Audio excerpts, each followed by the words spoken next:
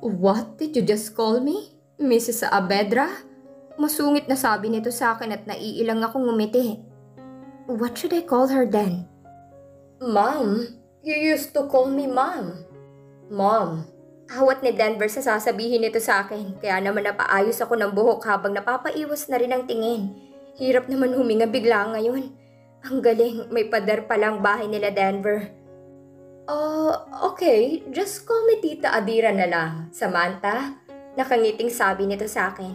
Kaya naman tumango na lang ako at kaagad na nakipagkamay kay Tito Max. Pero pinagmano naman ako nito. Nahihiya naman akong natawa. Come on, food is waiting for us. Please, make yourself at home again, Iha.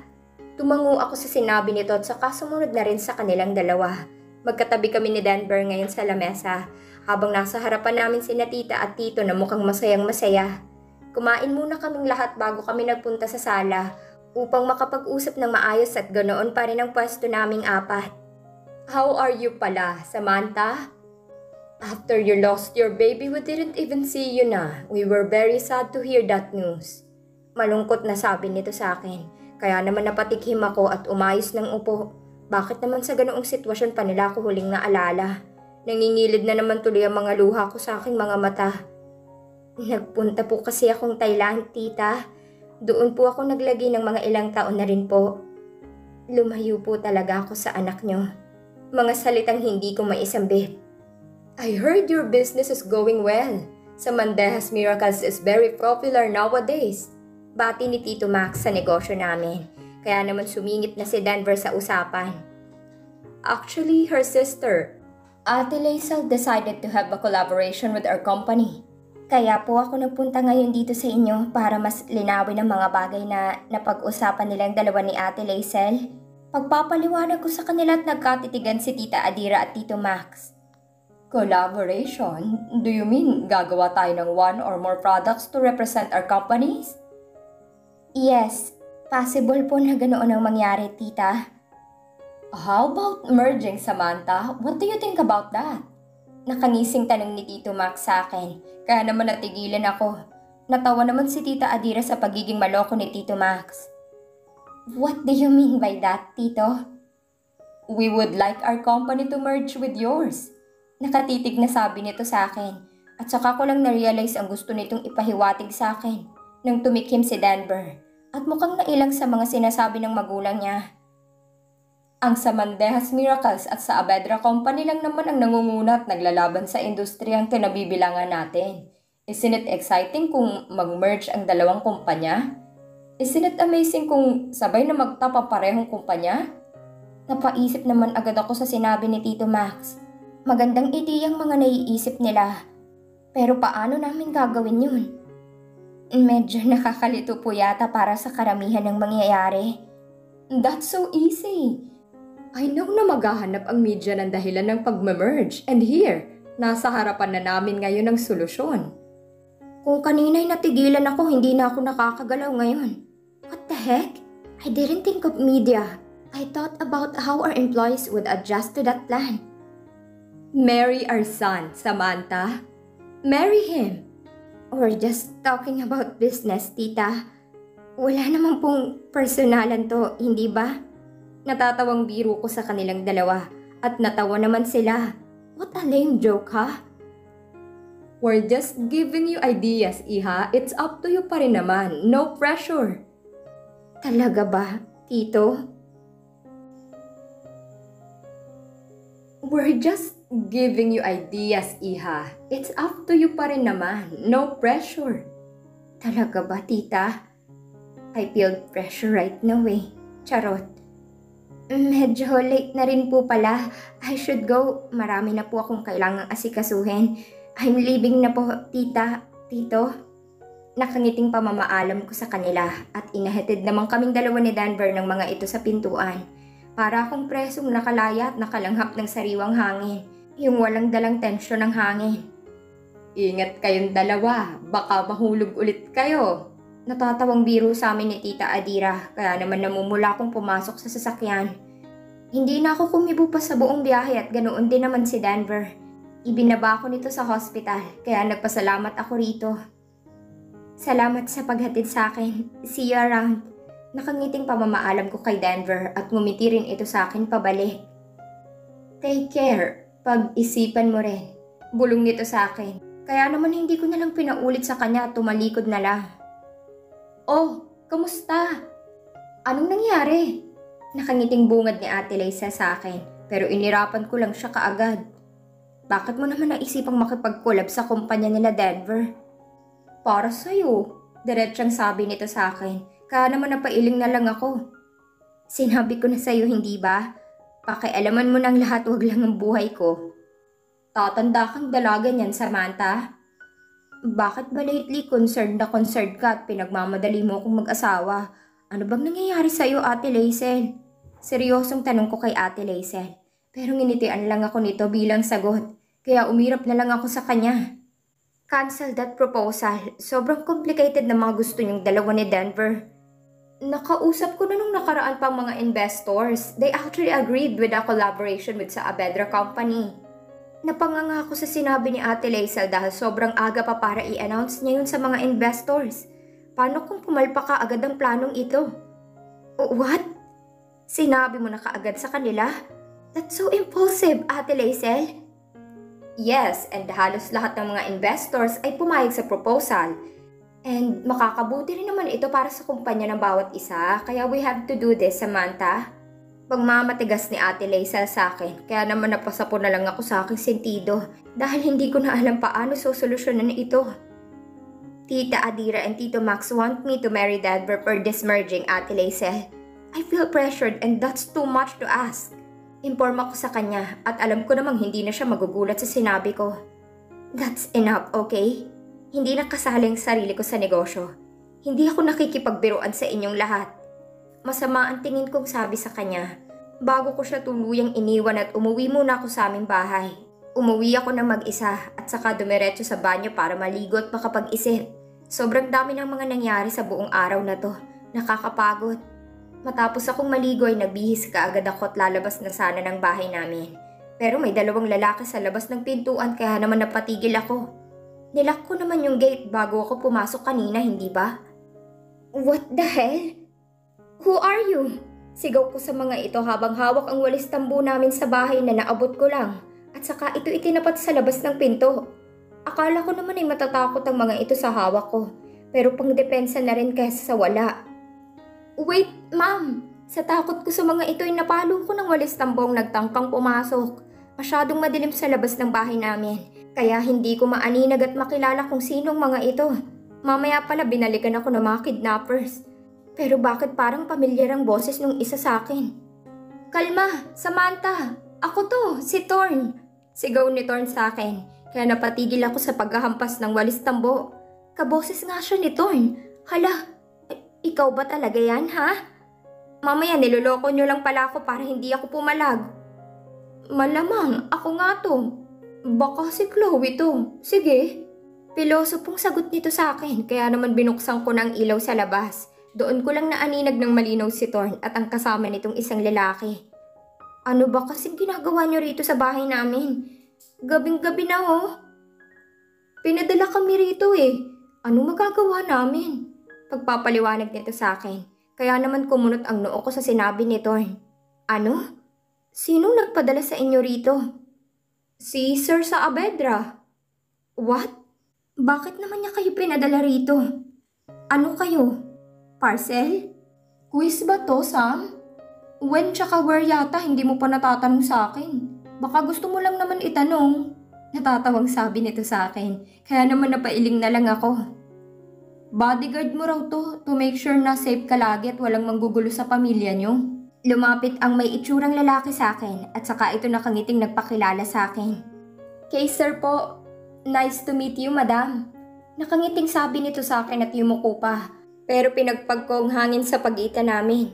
Wait, hindi mabahong hininga niya ah? Sus, ano ka ba naman? Ang baho na ng madam sa akin. Parang napakatanda ko na. Please, just call me Sam.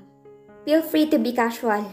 Pagpapaliwanag ko sa kanya pero aangal pa sana sa akin si Kaiser. Pero pinigil na kaagad ito ni Thorn. Hindi ka naman mananalo dyan, Kaiser. Call her Sam if that's what she wants. Alis na ako, Sam. Pamamaalam nito sa akin, kaya naman naiwang kaming dalawa ni Kaiser. Bodyguard ko? Well, plano ko na rin naman kaninang maghanap since we're not surely safe pa. Pero bakit pa inuunahan ako ni Denver sa mga gusto kong gawin? Maaga pa lang ay nakapag-ayos na ako ng aking sarili. Mas mabuti na ang kalagayan nila mama at papa ngayon dahil kahapon lang ay nakalabas na sila ng hospital matapos ng ilang araw na pagkaka-admit doon. Si Grip naman ay bigla na lamang ako nawala ng balita. Dahil nang ilipat ito ng kanyang pamilya sa ibang hospital, hindi na namin nalaman na nangyari rito. Hindi ko na rin alam kung gumaling na ba ito o bumuti na ang kalagayan niya. Kaiser, may girlfriend ka na ba? Mga ilan? Naabutan ko sa kusina namin sila Ate Laisel na nag-aalmusal kasama ang bodyguard namin si Kaiser. Nasamid naman ang binata sa biglaang tanong sa kanya ni Ate Laisel. Ikaw talaga, masyado mong iniilang yung tao. Mabuti pa't kumain ka na lang dyan ng pandesal, Laisel. Pananaway ni Mama kay Ate Laisel, kaya naman ngumuso ito bago magpatuloy sa pagkain niya. Sumabay na rin ako sa kanila sa pagkain bago ako umalis para puntahan ang isa sa mga branches namin dito sa Pilipinas. Madam, we have a big problem. Malungkot na tura ng sekretarya ko sa Thailand, kaya naman na-alarma ako. Kaagad akong lumayo sa mga tao at naghanap ng tahimik na lugar para magkausap kami ng maayos. What is it? What happened? The investors and stockholders are demanding for more clarification regarding something. Natataranta nitong sabi sa akin, kaya naman napakunot ang noo ko. Tungkol saan? May sinabi na naman ba sa kanilang lahat si Ate Laisel na hindi ko pa alam? Watch the news, madam. May isang malaking TV na nagsisilbing cafeteria rito sa company. Kaya naman kaagad akong naglakad papunta roon at saka inilipat sa isang news channel ng TV. Napangangan na lamang ako sa narinig ko mismo sa balita. Samantha Mendejas and Denver Saavedra are now dating? Ayon sa mga nakalap naming balita, ang dalawa ay matagal na palang magkarelasyon at base sa mga pictures na nakuha ng aming team, ay namataan sila sa isang cafe kasamang panganay nitong kapatid na si Laisel Mendejas. Lahat ng mga nakakita at nakakilala sa akin ay napanganga rin. Matapos mapakinggan ng balita, hindi rin ako makapaniwala sa ini-airy ngayong balita sa TV. This is so embarrassing. What the hell? Bakit ba sila gumagawa ng mga ganitong klaseng balita? Minsan ang media talaga ay mahilig na lamang makailam sa mga buhay ng ibang tao para lang sa engagements. May mga nagsasabing buntis na raw ang naturang CEO ng Samandejas Miracles at nagbabalak na ng agarang kasal ng dalawang pamilya. Sa ngayon, wala pang pahayag ang parehong panig ukol sa mga ito. Napapikit na lamang ako at saka ibinalik ang atensyon sa tawag ng sekretarya ko. Anong kalokohan ba to? Nakakaapekto ito sa negosyo at lalo na sa pangalan ko ang balitang inilabas ngayon. They want more information and also confirmation about your relationship with Mr. Saavedra, madam. As soon as possible, you have to tell the truth. What do you mean by truth? I don't even know what's going on right now. I'm not even aware of what's in the news if you didn't tell me to watch it. Inis na turan ko dahil nagpupuyos na talaga ako sa inis. At saka ako nagmamadaling lumabas sa company building. Pero biglang sumulpot ang mga reporters at hinarangan ng daraanan ko. Sirang-sira na talaga ang araw ko. This could ruin my reputation. Miss Mendejas, is it true na buntis po kayo ngayon at si Mr. Saavedra ang ama? Ma'am, totoo po ba ang planong pagpapakasal niyong dalawa ni Mr. Saavedra? Mga tanong ng mga reporter sa akin habang ginigit-git ako, kaya naman nahihirapan akong humakbang. Pati na rin ang paghinga ko hinahabol ko na dahil sobrang siksikan. I'm almost suffocated by them. Excuse me, I don't have time for this. Let me go. Nagpipigil ng inis na sabi ko sa kanila. At dahil sa sobrang siksikan, hindi sinasadyang na itulak ko ang isang reporter at kamuntik na akong masubsob sa sahig. Mabuti na lang at nasa loko kaagad at nahawakan ng kaliwang kamay ko ni Denver. What? Si Denver? Bakit nandito si Denver? Mabuti na lang at dumating na ang mga security guards at hinarang ng mga reporters palayo sa amin. Puro shutter sounds at flash ng mga kamerang naririnig at nakikita ko. Kaya naman pumikit muna ako sandali dahil wala na akong makita. What the heck? Kailan pa naging interesadong lahat sa buhay ko? Daig ko pang artista ngayon. In the first place, what's so interesting about me? So it's true pala? In a relationship na po kayo with Miss Mendejas? Sir, we need your answer. Can you please stop pushing us? It might be harmful for our baby. Mahinahong usal ni Denver na nakapagpatahimik sa lahat ng tao. Ultimo ako'y napatanga sa kanya. Anong sabi niya? Our baby? Walang bata sa sinapupunan ko. Please, excuse us. Usal nito at saka ako marahang iginiya ni Denver papunta sa sasakyan niya. Literal akong napanganga at gumana na lang ulit ang utak ko na magsimulang magmaneho si Denver paalis doon. What the heck? Turan ko nang huminto ng sasakyan ni Denver and worse, sa harapan pa talaga ng dating kondo niya ako dinala. Listen, I don't know what's going on. Bakit mo ako dinala rito sa kondo mo? Ano rin ba yung mga pinagsasabi mo kanina sa mga reporter? Iritang sabi ko kay Denver, pero lumabas lang ito sa sasakyan niya at saka ako pinagbuksan ng pinto. Ako naman ay lumabas na lang ng kotse at saka pinag-cruise ang dalawang kamay ko sa aking dibdib. Let's go. At nanguna itong pumasok sa kondo. Ano bang gagawin naming dalawa rito? May sarili naman akong kotse tapos bigla niya akong hihilain tapos dito ang ending? Sa kondo niya? Kaya ko namang umuwi mag-isa. Inis akong sumunod na lang kay Denver habang sinusuot ang cap at sunglasses na bigay nito sa akin. Si Denver naman ay mahangin pang naglalakad kaya ang sarap nitong patirin para mapahiya. Ano bang plano nitong taong to ngayon? Nakarating na kaming dalawa sa harapan ng pintuan ng kondo niya. Kaya nawala agad ako sa aking sarili. Blanko. Na blankong isipan ko. Binuksan niya ito at hinintay akong makapasok sa kondo bago nito tuluyang isarang pintuan. Kaagad bumalik sa akin ang mga alaalang hindi ko pa pala nabubura sa isipan ko. Pinipilit ko lang kalimutan ng lahat. Bumigat kaagad ang pakiramdam ko at hindi ko alam pero hinahabol ko na naman ang paghinga ko. Bakit ka nagsinungaling? Mapakalang tanong ko habang lumilingon kay Denver. Nagulat ito sa akin at hindi nakasagot dahil dalawang sitwasyon ang ipinahihiwatig ko sa tanong ko. Bakit mo kailangang magsinungaling kanina? Maybe to make a hot big issue. Natatawang sagot nito sa akin kaya naman kaagad na pumitik ang natitirang pasensya ko kay Denver. I know you're a member of a band. That's why you're obviously famous. But I'm not. Hindi ako natutuwa sa'yo at sa mga nangyayari ngayon. Walang nakakatuwa sa pagpapapansin mo sa media, Denver. Hindi ko gustong pinag-uusapan ang buhay ko. Tahimik na ang buhay ko. Why? May masama bang maidudulot sa tahimik mong buhay ang pagtatakip ko kanina? May diing sagot nito sa akin at sumeryosong mukha nito. Sandali akong natigilan dahil nakitaan ko ito ng inis sa kanyang itsura. Pagtatakip? Para saan? Oo, talagang maraming masamang maidudulot yung mga binitiwan mong salita kanina. Marry me then. Para lahat ng rumor about us maging totoo. You're still so selfish. Inis na sabi ko kay Denver. At napipilan siya pero kalaunan ay napangisi. Napahilamos ako sa mukha ko dahil inis na ako kay Denver. Ako? Akong selfish sa ating dalawa, Caprice? Natatawa nitong tanong sa akin, kaya naman natigilan ako dahil alam kong pinahihiwatig nito sa akin. I became so selfish just for you. Tapos selfish pa rin ang tingin mo sa akin? Bakit? Ikaw lang ba nagpakatanga sa ating dalawa? Then tell me, mas tanga ka ba sa akin kung sa tuwing kasama kita?